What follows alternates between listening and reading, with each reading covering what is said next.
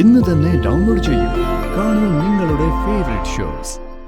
സൂര്യമംഗലം തറവാടിനോടുള്ള എന്റെ നന്ദിയും കടപ്പാടും ഒന്നുകൊണ്ട് മാത്രമാണ് ഞാൻ അവിടെ തല്ലായിരുന്നത്. ആ കടപ്പാടിന്റെ പേരിലാ നീ നിന്റെ ജീവിതം തൊലച്ചത്. അതൊന്നും മറക്കരുത്.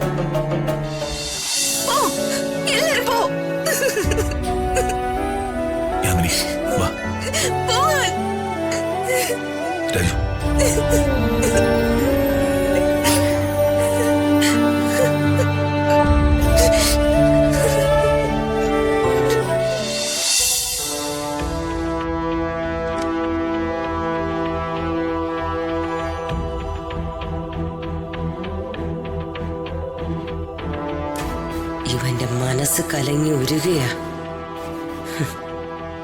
ഇത് കാണാനാ എനിക്കിഷ്ടം.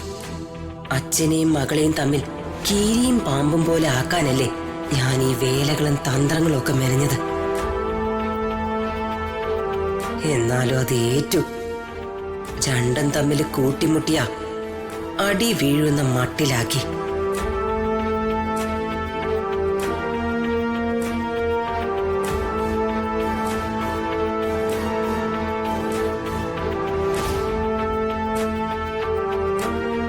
പ്രതാപ,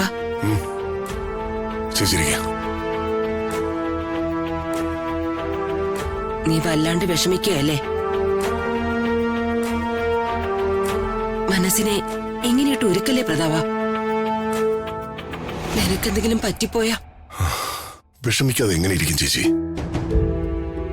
പറഞ്ഞതെല്ലാം ചേച്ചി കേട്ടില്ലേ? ഇതൊക്കെയാ എന്റെ അനുഭവങ്ങൾ. എത്ര കാലമായി ഞാനിതൊക്കെ അനുഭവിക്കുന്നു.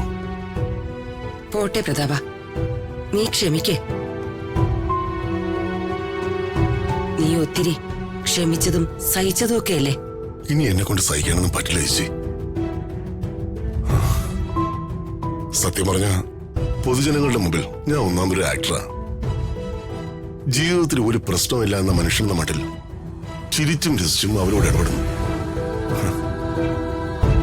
എന്നാൽ ഉള്ളിന്റെ ഉള്ളിൽ ഒരു കടലിരുമ്പുകയാണെന്നോ ആരറിയുന്നു? നിന്റെ മനസ്സ് ഈ ചേച്ചിക്ക് മനസ്സിലാവും. ലോകത്ത് മറ്റൊരാൾക്കും അത് മനസ്സിലാവില്ല.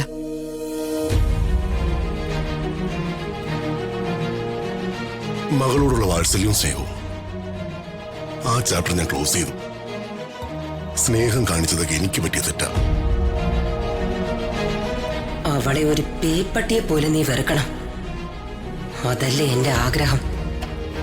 ഒടുവിൽ അവളെന്റെ മകന്റെ അടിമയായിട്ട് ജീവിക്കണം.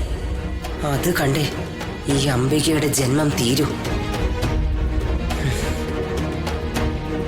അവൾ ഇന്ന് ചേച്ചിയുടെ നേരെ കൈപൊക്കെങ്കിൽ നാളെ എന്റെ നേരെയും കൈപൊക്കും. എന്റെ നേരെ മോശമായി പെരുമാറിയാ ഞാനതങ്ങ് ക്ഷമിക്കും. പക്ഷേ ചേച്ചിയുടെ നേരെ ധിക്കാരം കാണിച്ച എനിക്കത് ക്ഷമിക്കാനോ സഹിക്കാനോ പറ്റില്ല. പ്രതാപ, നീ ഒരു സെക്കൻഡ് താമസിച്ചിരുന്നെങ്കിൽ അവളുടെ കൈ എന്റെ കരണത്ത് പതിക്കുമായിരുന്നു. എനിക്ക് തിരിച്ചവളെ തല്ലാൻ പറ്റുമോ? അവളെന്റെ ആങ്ങളുടെ മകളല്ലേ എന്ന് പറഞ്ഞ അവൾ എന്റെയും മകളല്ലേ? എന്തായാലും അവള് മാപ്പ് ചോദിച്ചല്ലോ ചേച്ചിയോട്. ചേച്ചി അങ്ങ് ക്ഷമിച്ചോളെ. അവൾക്ക് വേണ്ടി ഞാൻ ചേച്ചിയോട് മാപ്പ് ചോദിക്കുന്നു. എന്താ പ്രതാപ ഇത്? നീ എന്റെ പൊന്നു കൂടപ്പറപ്പല്ലേ? ഞാൻ ഈ ലോകത്തെ ഏറ്റവും കൂടുതൽ സ്നേഹിക്കുന്നത് നിന്നെയാണെന്ന് പ്രത്യേകിച്ച് പറയേണ്ട കാര്യമില്ലല്ലോ. എനിക്കറിയാം ചേച്ചി. എന്തായാലും ഹൃദയക്ക് ഞാൻ ഇനി ഒരു ഫ്രീഡം നൽകില്ല. അവൾക്ക് ഫ്രീഡം കൊടുക്കുന്ന ആപത്താണെന്ന് എനിക്ക് ഇന്ന് മനസ്സിലായി. സൂര്യമംഗലം തറവാടിനോടുള്ള എന്റെ നന്ദിയും കടപ്പാടും ഒന്നുകൊണ്ട് മാത്രമാണ് ഞാൻ അവിടെ തല്ലായിരുന്നത്. ആ കടപ്പാടിന്റെ പേരിലാ നീ നിന്റെ ജീവിതം തൊലച്ചത്. അതൊന്നും മറക്കരുത്. എല്ലാം നിന്റെ മനസ്സിലുണ്ടെന്ന് എനിക്കറിയാം. ഇടയ്ക്ക് അതൊക്കെ ഒന്ന് ഓർക്കുന്നത് നല്ലതാ.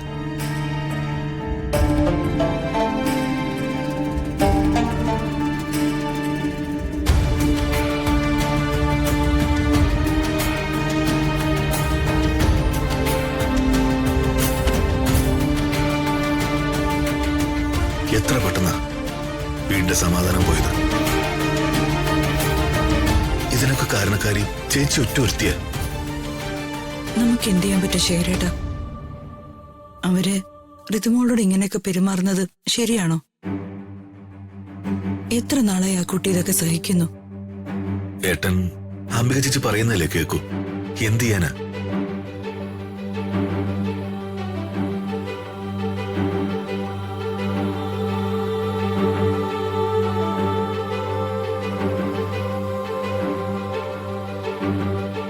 എന്നാ ഞാൻ ഇറങ്ങട്ടെ ശേഖരൻ സാറേ? ആ, നേരെ ഒരുപാട് വൈകി. രാജിവെക്കോ?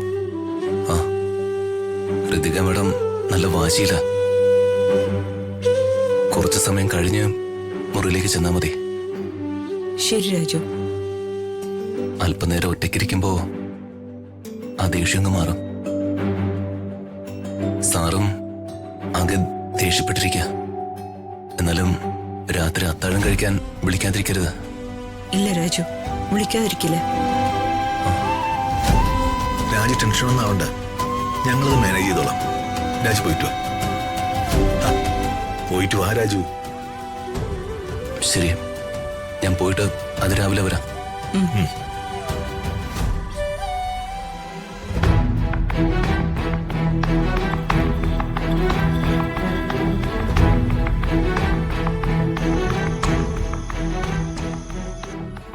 സമയം കുറെ ആയല്ലോ ഇത്. അമ്മേ എഴുന്നേക്ക്, ആഹാരം കഴിക്കാം. അയ്യോ മോളെ, ഫുഡ് റെഡിയായോന്ന് ചോദിക്കാൻ തുടങ്ങുമായിരുന്നു ഞാന്.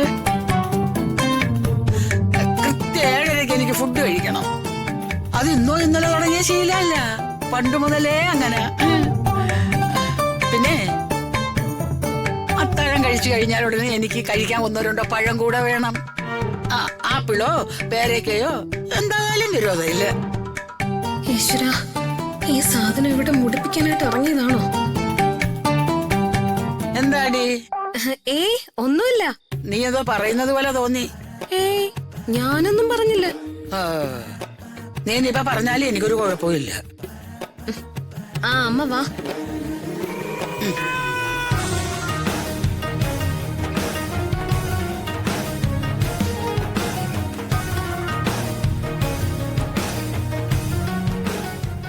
ജയന്റെ അമ്മ ഇരിക്കേ. എന്റെ ചിട്ടവട്ടങ്ങളൊക്കെ ഇത്ര കൃത്യമായിട്ട് ആര് പറഞ്ഞെന്ന്? ചിട്ടവട്ടങ്ങളോ? അതെന്തോന്ന്? ഞാൻ കൃത്യം 7:30 മണിക്ക് ആഹാരം കഴിക്കുമെന്ന്. അകലേ